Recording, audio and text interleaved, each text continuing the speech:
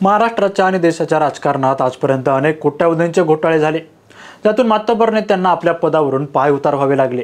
एवढंच नाही तर नेत्यांच्या निकटवर्तीय व विश्वासू कार्यकर्त्यांकडून घडलेल्या गंभीर गुन्ह्यांमुळे देखील अनेक नेत्यांना कारवाईचा फटका बसला आहे। सध्या चर्चेत असलेले मसाजोगचे सरपंच संतोष देशमुख यांच्या हत्या प्रकरणी धनंजय मुंडे यांचे विश्वासू व निकटवर्तीय वाल्मिक कराड यांना कोर्टाने दोषी ठरवले आणि याच प्रकरणातून गुन्हेगारांना अभय आणि पाठबळ दिल्याचा आरोप करत धनंजय मुंडे यांना आपल्या मंत्रिपदाचा राजीनामा दिला।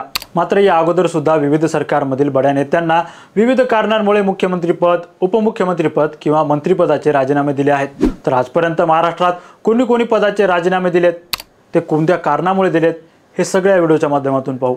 नमस्कार, मी निरंजन आणि तुम्ही पाहायला सुरुवात केली इन्फोवारी। अब्दुल रहमान अंतुले हे महाराष्ट्रातील काँग्रेसचे मोठे प्रस्थ होते। 1969 ते 1968 पर्यंत ते राज्यसभा सदस्य होते। 1980 मध्ये ते परत एकदा विधानसभेवर निवडून आले आणि मग 1980 ते 1982 पर्यंत त्यांनी महाराष्ट्राचे मुख्यमंत्रीपद भूषवले। मात्र त्याच कार्यकाळात झालेला सर्वात मोठा घोटाळा म्हणजे सिमेंट घोटाळा।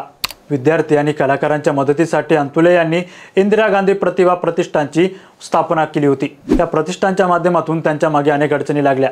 त्यावेळी मोठी सिमेंटची टंचाई निर्माण झाली होती। अशा काळात बिल्डरांना सिमेंटचा पुरवठा करण्यात आला होता। हे सगळ्यांच्या बदल्यात आणि प्रत्येक गुन्ही मागे बिल्डरांकडून गांधी प्रतिभा प्रतिष्ठानला देणगी मिळवून दिली होती। 30 कोटी रुपयांच्या देणगी मिळवून दिल्याचा आरोप झाला होता। पदाचा गैरवापर करून फायदा केल्याचा ठपका न्यायालयाने त्यांच्यावर लावला होता।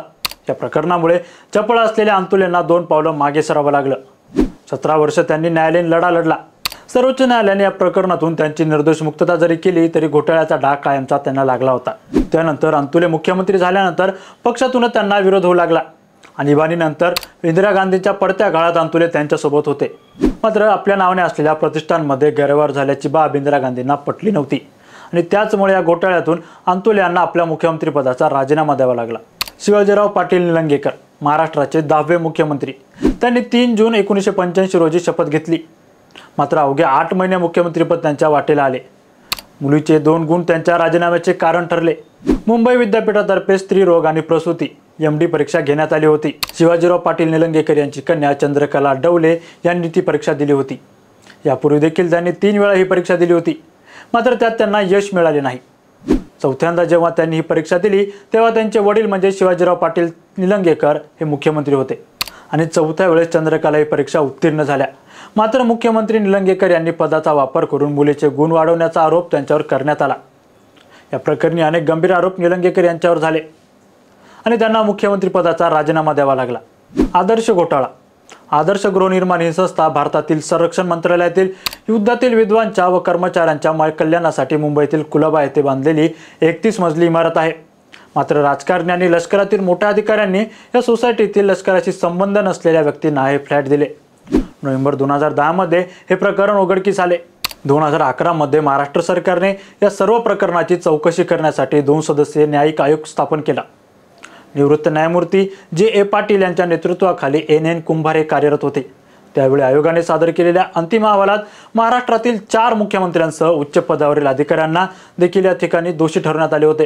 या प्रकरणातील CBI कडून मेजर जनरल तेज कौल आणि R. कुमार, निवृत्त ब्रिगेडियर M.M. वांचू, आदर्श प्रवर्तक कन्हैयालाल बिडवानी, तत्कालीन शहर जिल्हाधिकारी प्रदीप व्यास आणि जयराज फाटक यांना सरकारी सेवेतून निलंबित करण्यात आले होते।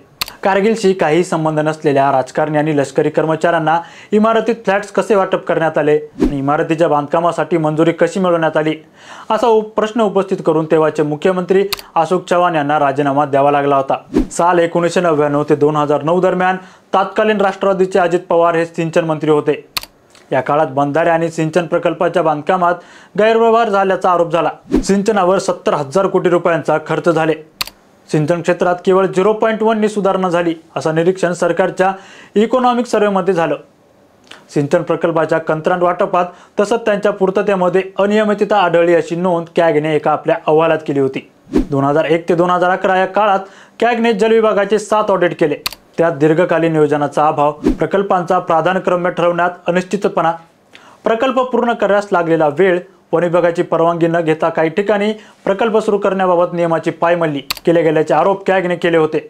नियोजित केलेल्या किमतीमध्ये अनेक पटीने वाढ झाल्याचं कॅगने म्हटलं।